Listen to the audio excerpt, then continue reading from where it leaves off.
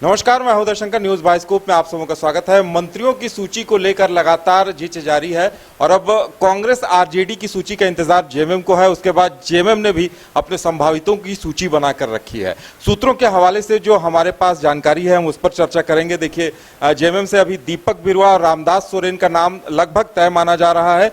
हफीजुल अंसारी का नाम आ रहा है मुस्लिम चेहरे के तौर पर, लेकिन उनके साथ एमटी राजा का नाम भी आ रहा है, हालांकि इसकी संभावना कम है।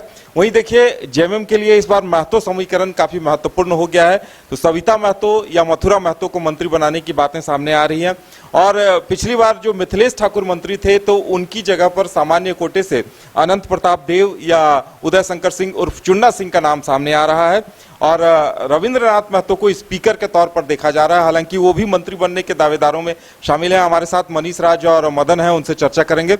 मदन, देखिए, जेएमएम की तरफ से लगभग कुछ नामों को तय माना जा रहा है और इसमें सबसे पहला नाम दीपक बिरुआ, रामदास सोरेन, इन लोगों का आ रहा है और विडंबना यह है कि जेएमएम के पास भी 6 ही मंत्री पद बचे हैं। देखिए, ये जरूर है कि सीटों का आंकड़ा जरूर बढ़ गया जेएमएम का, लेकिन मंत्री पद तो एक सीमित है और उसी में सबको एडजस्ट करना है। लेकिन जेएमएम के लिए राहत की खबर ये भी है कि कई मंत्री जो हैं वो इस बार दावेदारी में नहीं हैं।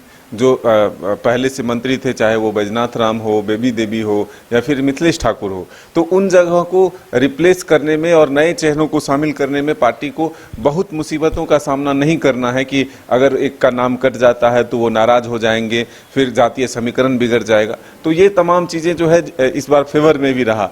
हालांकि हम तो उम्मीद करते थे कि तमाम लोग जीत कर आए और फिर जनता की सेवा करें, लेकिन परिणाम जो है वो पक्ष में नहीं हुआ।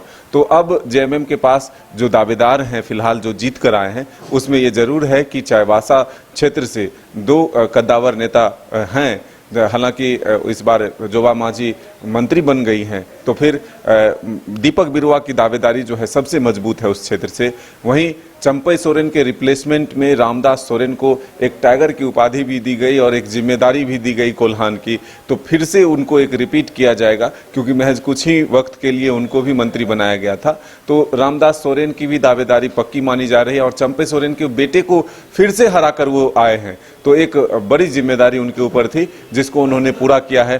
तो रिटर्न गिफ्ट के तौर पर भी उनको एक मंत्री बनाया जाना तय माना जा रहा है। उसके बाद हफीजुल हसन, ये नाम भी लगभग तय ही माने जा रहे हैं क्योंकि आप देखिए, जब तक हाजी हुसैन साहब रहे तो फिर उनको मंत्री बनाया जाता रहा। जब उनका निधन हुआ उसके बाद उनके बेटे हफीजुल हसन को मंत्री बनाया गया।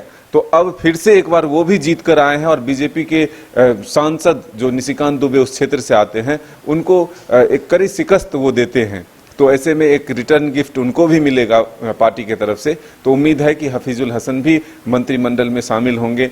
वहीं अब नए चेहरों को जो शामिल करने की बात है उसमें मथुरा महतो की दावेदारी आप पिछले बार भी देखे थे कि जगन्नाथ महतो या मथुरा महतो, इस पर एक संशय की स्थिति थी।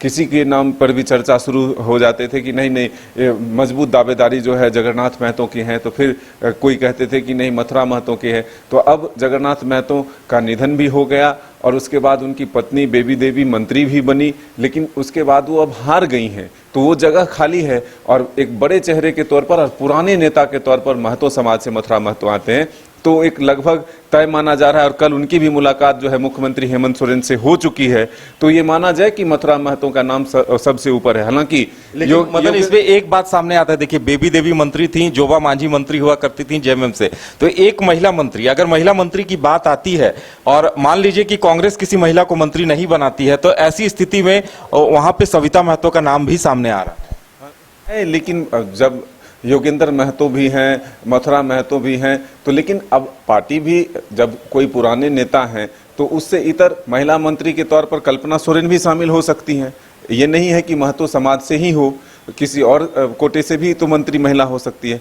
लेकिन मथुरा महतो और योगेंद्र महतो की अब जो एक तरह से दावेदारी आमने सामने है, तो इसमें हमको प्रायोरिटी जो है वो लगता है कि मथुरा महतो को मिलने वाला है, क्योंकि इससे पहले राज्य मंत्री का दर्जा भी योगेंद्र महतो को मिल गया था, लेकिन मथुरा महतो को नहीं मिला है। तो अब उनकी दावेदारी जो है मजबूत है। उससे आगे आप देखें तो नए चेहरे में जो छोटे राजा जीत कर आए हैं, अनंत देव सिंह, आनंद प्रताप, तो उनको उनकी भागीदारी भी मजबूत हो रही है। फिर उमाकांत रजक जीत कर आए हैं, उनकी दावेदारी जो है मजबूत है, तो वो भी नेता प्रतिपक्ष को हरा के चुनाव में आए हैं। तो इसी तरह से हम कह सकते हैं कि मंत्रिमंडल की जो एक संख्या है वो सीमित है। कुल मिलाकर जो नाम सामने आ रहे हैं, दीपक बिरुआ, रामदास सोरेन के नाम लगभग तय माने जा रहे हैं और मुस्लिम चेहरे के तौर पर हफीजुल अंसारी का नाम तय माना जा रहा है और मथुरा महतो का सबसे मजबूत दावेदार हैं, उनके साथ जोगेंद्र महतो और सविता महतो भी हैं। वहीं अगर फॉरवर्ड कोटे को देखा जाए तो वहां उदय शंकर सिंह और अनंत प्रताप देव का नाम सामने आ रहा है।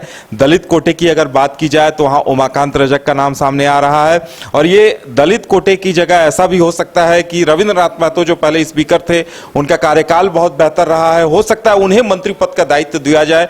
तो ऐसे में ये भी बात सामने आ रही है कि मथुरा महतो को स्पीकर का दायित्व दिया जा सकता है।